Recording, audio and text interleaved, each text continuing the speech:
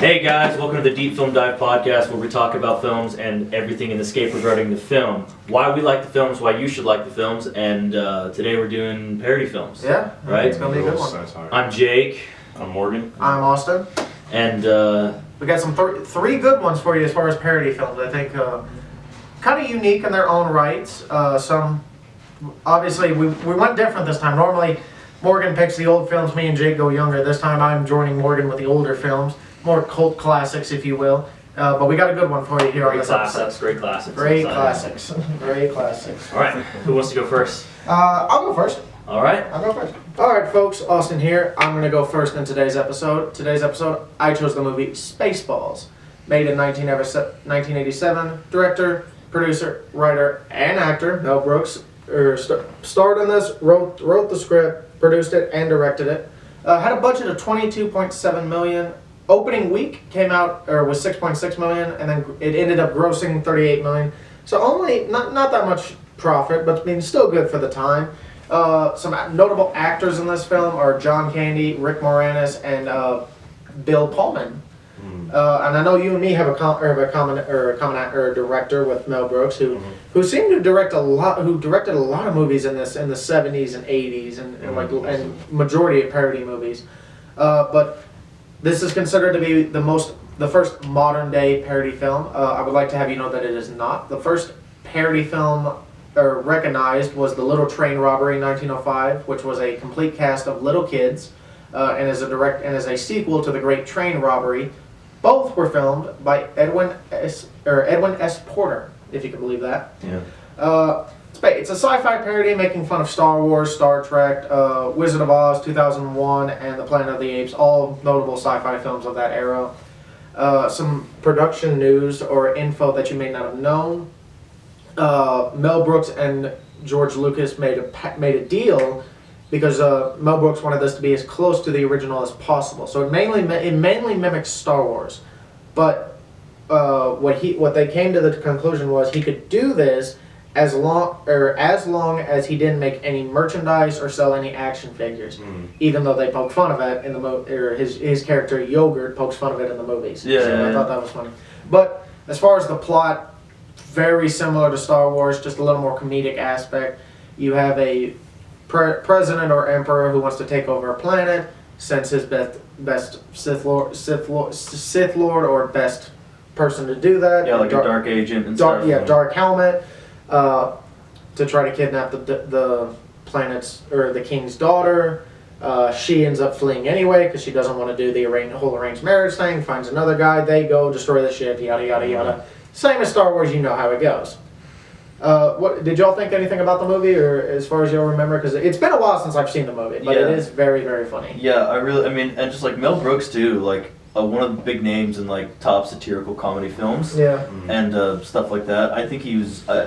I don't know, kind of he was in his own element. I don't want to say he was like a Quentin Tarantino, but like the films that he wrote and directed, some of the best for that era, and really like top tier comedy. Oh yeah, appealed to a lot of people. Yeah, it seems like with like Blazing Saddles and Spaceballs and like Young Frankenstein, he kind of takes like a genre and then like perfectly, just like perfect. He makes comedy out of it, makes comedy gold out of it. Makes parody of it, like questions reality in the movie, Yeah. Well, I mean, many do consider it to be the first modern day parody film. I know it's not the first, but they consider it to be a modern day parody film. Yeah. And it's a cult classic. It really has its own cult following. And I know there's a lot of I think there's one scene where like you said, they poke fun of the lore. Well, one of the lore is that the stormtroopers or the villains can't aim a gun to shoot something down, and they poke fun of that. When the guy lifts his helmet, he's cross-eyed. Like, I don't know if the camera can see it, but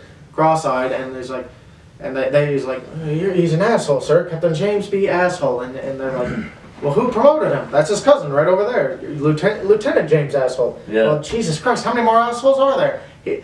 Everyone behind him just goes, me, sir, and he turns around and looks, and he goes, I know it. I'm surrounded by assholes. Yeah. So, but I mean, it's stuff like that, and I think another one that you pointed out where they throw jam to jam the communications ray, and he makes the sound effect for it. I mean, just stuff like that are what make parody films fun, especially especially with something like this that's making fun of a huge blockbuster Yeah. series. That's what I was saying when you said that, like, he it's like one of the first modern parody movies. I'm saying like it goes away from just like straight like commentary on social movements and whatnot, and it's like lots of gaffes and goofs the whole time, like things like Scary Movie in the future. Well, what I also mean by that is when I say modern day. Before, I feel like parody movies just mainly it followed the same storyline but jokes. Mm-hmm. Whereas this one, the storyline is similar, but it also has its own storyline. They're poking fun at everything and every little thing. Exactly, but while still creating a continuity in their own story. Yeah. So it's not a direct copy, but it's close enough. They're close enough to where they could be their own separate movies, but they have the same core, is what I'm saying. So I think it's very funny for that. If y'all haven't seen it, I highly recommend watching it. Yeah, it's on YouTube. Yeah, is the full movie on YouTube or just the clips? Yeah, you gotta. It's like you can rent it on YouTube for a few bucks, but it's on YouTube. There you go. But I mean, obviously very, very funny. And another thing that I meant to point out is that Mel Brooks actually, because of so much production that had to go, or After Effects that had to go into this, he had George Lucas's company run most of the production and After Effects stuff. Was it still Lucasfilms at the time? I don't know. I'd have to rewatch the movie and see if Lucasfilms. This movie came out in 87. 87. So this was set. So like the entire Star Wars original trilogy would have been already over. Was The Last Hope after this? Yeah, because the first one was 77. Return of the Jedi came out in like 83, I think. Okay, yeah. So this is set 4 years after the original series had ended. Yeah. Yeah. So, excuse me, but. Yeah, so he wanted it, it was basically a parody of the trilogy, but he wanted to be as close to the original as possible without completely copying it. Mm-hmm. So him and Lucas made a couple deals. Lucas would run the production.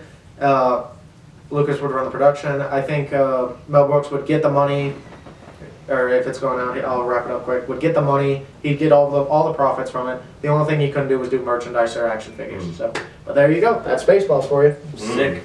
Hey guys, so I'm going to be talking about Scary Movie, or at least the Scary Movie franchise for a little bit. All of these films kind of encompass the same general.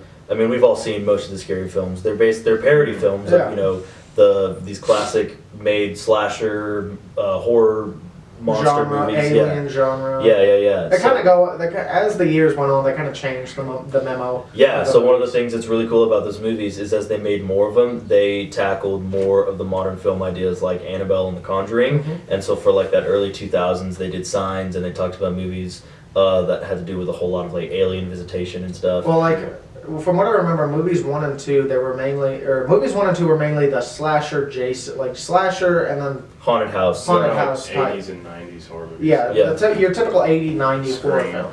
Yeah. Three is one Scary Movie 3 encompassed the alien idea, and then Scary Movie 4 and 5 were Annabelle, like the newer ones, the Annabelle, the Conjuring, and all that. Yeah, and those were made like less than 10 years ago.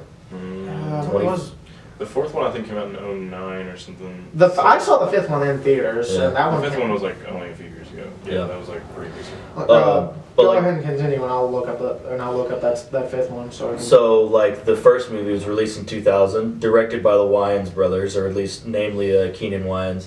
And they're kind of like the front men and the front directors for every single one of these films, and I think it makes a lot of sense because they're comedic writers and they're comedians in themselves. Oh yeah. And I think that they add to the satire that is making fun of all the dumb decisions that people make in horror movies. Well, like Marlon and Keenan Wayans, I guess they lost kind of or they just stepped away from Scary Movie after 1 and 2. And then David Zucker came in and did 3, 4, and 5. Oh yeah. I already did at least 3 and 4. And David Zucker directed movies like Airplane and stuff. So you can definitely see the change in comedic ideas and how they go about. David Zucker did 3 and 4. Malcolm Lee did 5. Yeah. This was kind of like the beginning of modern parody films, at least for the 21st century, and an interesting take on like all the satire of horror movie stereotypes. Yeah. Like you said before, the first two movies were straight parodies of some of the most popular horror slasher films of the time, namely Scream, The plot of the first movie is very easily summarized because they all kind of encompass the same plot. Mhm. It's just dumb teenagers doing dumb things that in the end get them killed off in the movie. Yep. Slasher serial killer movies, since we're kind of talking about the first one, they usually contain a group of teenagers that High vary in- schoolers typically. yeah, they vary in gender. Then they always have a final girl, which I really think is interesting because the idea of the final girl has been in horror movies since the 70s and even before that. And in like the first two films, it's Anna Faris who's the final girl. And the stereotype of the final girl has been used and made famous by a lot of horror movies, namely Friday the 13th. And these capitalize on the comedic value of the wrong decisions that characters can make in order to get killed. And just to kind of go into a little bit more depth about the idea of the final girl, you have movies that are not even like namely horror movies. You have them, they're like psych thriller movies. Yeah. And they have a final girl. And I mean, if you want to go even far back, you could say like King Kong has a final girl. yeah, like you can argue that has the final girl, and the idea of having that is Having that one that survives is essentially. Yeah, it's usually always somebody that's like clean cut, like the virgin angel of the movie. It's always like that's who it's gonna be. the person who you would last expect. Yeah, Or and, at least expect to survive a show later or to something be like that. corrupted. Or yeah, whatnot. and so like in the case of scary movies, Anna Faris, who plays like a usual very clean cut, modest, normal high school student, and then you can compare that to the final girl in like the Halloween movies. She was a virgin. She was she was one of the only people who wasn't indulging in the things that kids and teens were indulging in around that time. Yeah. And she comes out on top and she lives, and the story just keeps going, and it's still kind of focused and put around that. They're funny in a way that like is kind of Raunchy. yeah, exactly. It's that raunchy style of comedy where Yeah. you're like, what? That shouldn't be funny, but it is. Yeah, or at least it can't be funny now. It's Yeah. funny for the time that the film was made. For sure. And it's another really interesting aspect to look into because they have jokes that like poke a lot at race, gender, and stereotypical things that teens do. In like the third one, they poke fun of George Bush, who if for those of you who don't know, when he got the news of 9/11, he That's the fourth one. They still did poke fun at George Bush in the third one with Leslie Nielsen. Oh, that was Yeah. the fourth one. Yeah, I thought the third one was the alien invasion. they're both alien invasion. Oh, that's okay. Well, Yeah. Well, there you go. But anyway, they when they say, "Sir, aliens are invading," he's like, "What?" and then tells the kids it's a lie. Where in real life, when they tell him that, he's like shocked, like what now? So Yeah. But I mean, it's just stuff like that you probably couldn't get away with today, or if you could, you'd have to have a really messed up crowd. So Yeah, and like we were talking about before this, it's almost like it's like filming Tropic Thunder, because we all know Tropic Thunder is kind of one of those movies that's like really out there. If you don't know about Tropic Thunder, Robert Downey Jr., who's a white man, plays in blackface for basically for the entire film. Now I'm not advocating that that's okay for anybody to do that in any circumstance whatsoever. I don't think any of us are, but it's for the but what people realize that is that at the time you could do stuff like that and you could Exactly. and get away with it in the sense. I mean, if you go back and look at comedians from back in the day to now, and a prime example of this is or two prime examples of this is Ralphie May yeah, and is it not Dave Letterman, Dave Chappelle. Dave Chappelle. Yeah. If you look at those two comedians from now, Dave Chappelle is still funny as can be in today's day and age, but look at his comedy now and look at his comedy back then, and even Ralphie May, who passed away in 2013 or 14, I believe, rest his soul. Look at his comedy from in the early 2000s and look at it from right before he passes. It's a lot of racially charged stuff. Yeah, well, for his comedy, the one thing I loved about Ralphie May, and I wish there were more of, is that he kept it correct. He didn't do anything political. He didn't do anything like that. He just kept it correct, which is kind of what these parody movies do. They kind of just tell it like it is. And today's day and age, that's people don't like when you tell it like it is. But Well, I think that Tropic Thunder and like the scary movie franchise are both like different in their own ways, because like in Tropic Thunder, even though he's like doing blackface like the whole movie, it's like that's the point that he's doing blackface. It's like to comment on actors doing like whatever and like ignoring like social movements and instances to do like a certain role that they feel like they need to do. Yeah. That might be like, you know, crossing a line. Yeah. And like the parody movies like Scary Movie, they definitely make jokes that, you know, are raunchy and might be like, you know, Like not safe not for for- today's work. It's like graphic and explicit and stuff. Yeah. but that's the point, is that it's like, it's supposed to be dumb. It's Yeah. supposed to be like the stupidest, most like It's supposed to be like a comedy show. It's supposed to be jokes. it's supposed to be like instinctive. Yeah. Yeah. Instinctive comedy. You know, Yeah. just like that's what it is. I mean, it is what it is, but And it also spawned movies like, you know, all those parody movies, like superhero movie and like, Yeah. Not Another Teen Movie. And all Starving those- Games. Starving the one that they did one about Fast and Furious, which I can't remember the name of. Games. But like, The yeah, the Vampires Suck. That, Yeah, that- that- Yeah. Well, they did all about vampire movies and Mhm. stuff. Yeah. It spawned all of those. yeah. So, I mean, it spawned a lot. Some of which you may not have heard, but I mean, it did spawn a whole new genre of parody movies, kind of like what Mel Brooks did back in his time. Mel Brooks sparked a parody series back in the 70s and 80s, and that Scary Movie's kind of done the same thing. Kind of did the same thing. I mean, from 2000 to 2013. So, Yeah. but I mean, yeah, for sure. That's all I got. All right. Thanks, guys. All right, for this episode, I chose Blazing Saddles, which is another movie directed by Mel Brooks. Produced, written. It was also written by Richard Pryor and some other people. Yeah. It starred Gene Wilder and Cleveland Little.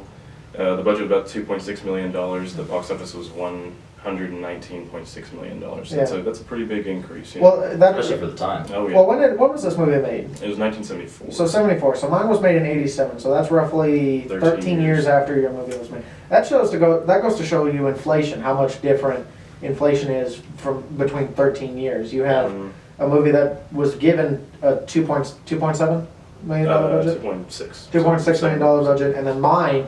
Now, beat it. Spaceballs has a lot more special effects than I think than your movie does, but I mean that also goes to show you how much more of an increase it is. But I mean, this movie and Young Frankenstein both came out in the same year, so I feel like both of these movies had such a huge fan base, like a huge popularity yeah, over some time. So it gave him like some movies under his belt, so that when he made Spaceballs, he got like a lot more money to make that movie. so this kind of what you're basically saying is this kind of jump started his career as far as. Well, I don't know what he made before it, but these ones are the most popular that he made, Yeah. or at least the two biggest ones, Yeah. besides Spaceballs.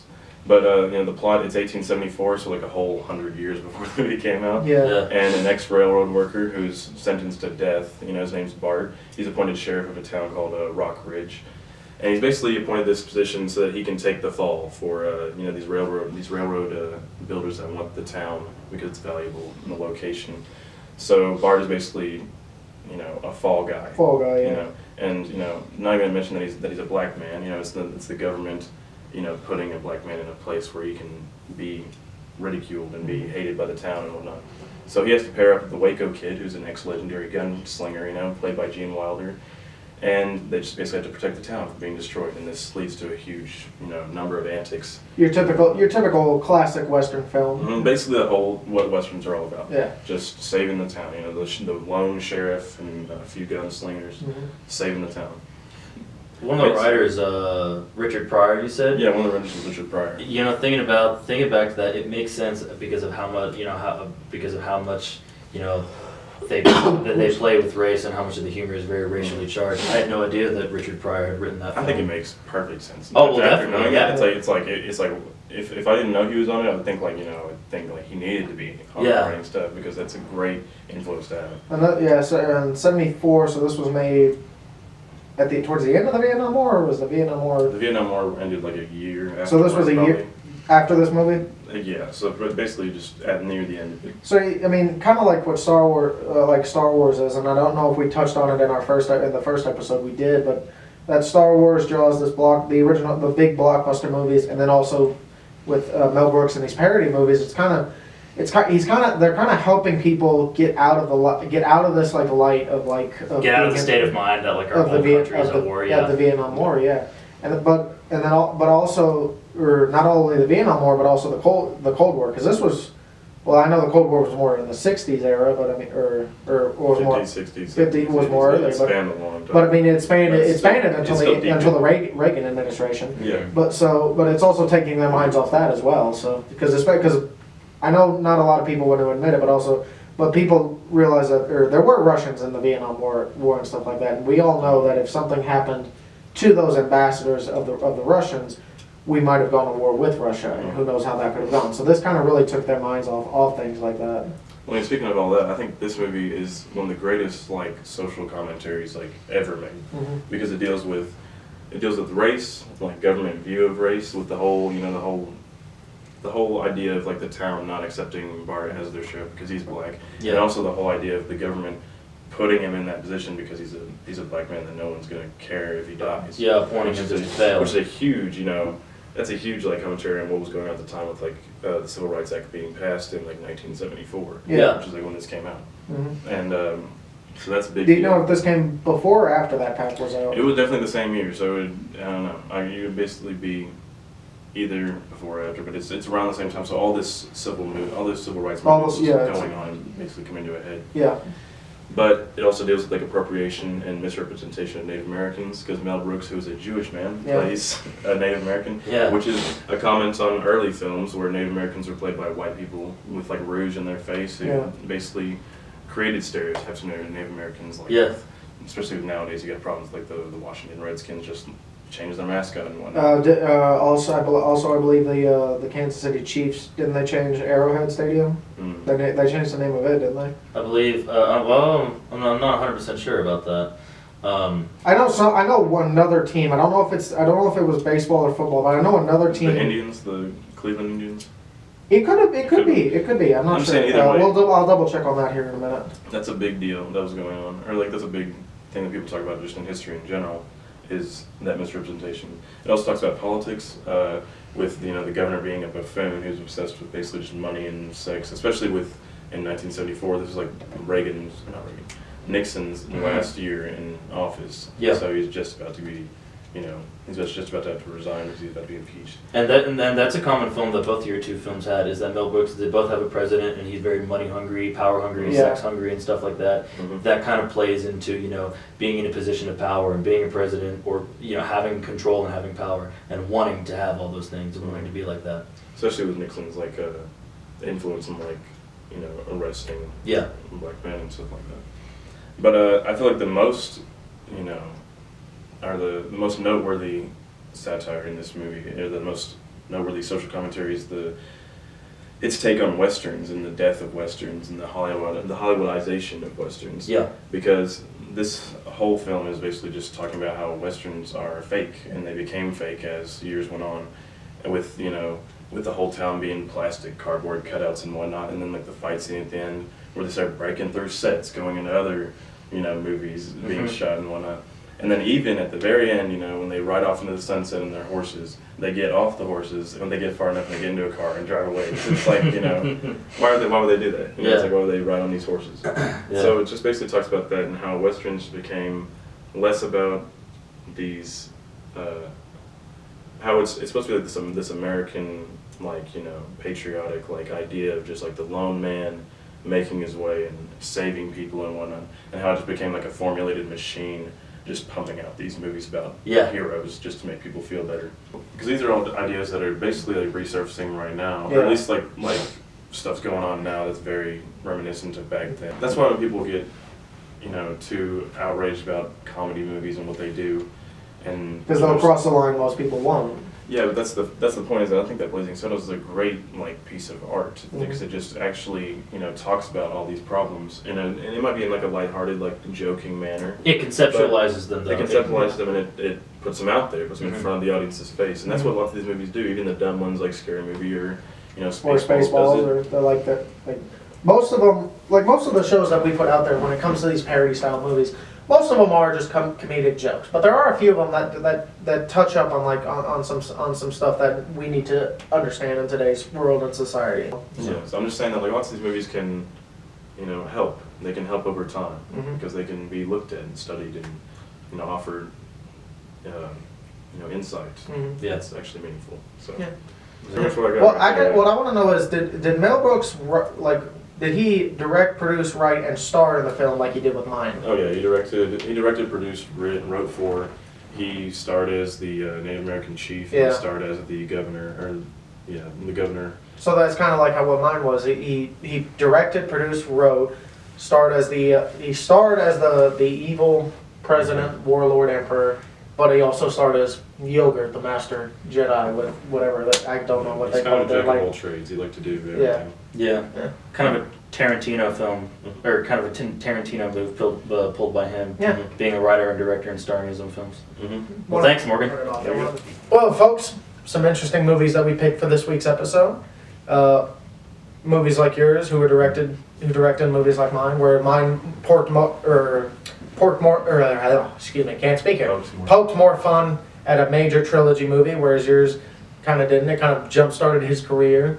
Yours kind of reset the genre of parody films for the time being, from that 2000 to 2015 Yeah, at least series. for the 21st century. Oh yeah, easily. I think it easily restarted the parody genre, because I think between my film of '87 and your first scary movie film of 2000, you don't really see many big name parody style films. I'm sure there are some out there that we haven't mentioned, and if you know one, please leave it down in the comments. But I mean, there's not really one that comes to my mind when I think of it between my film and your film. But Yeah. well, Good films today. oh yeah, easily good films today. Well, that was episode 3 of our podcast, which was parody films. Join us next week for the next episode. Who knows what we'll talk about next? In the meantime, I am Austin. I'm Morgan. And I'm Jake. We'll see you on the next episode. Leave a like, comment, subscribe, all that good stuff. And bye. See ya.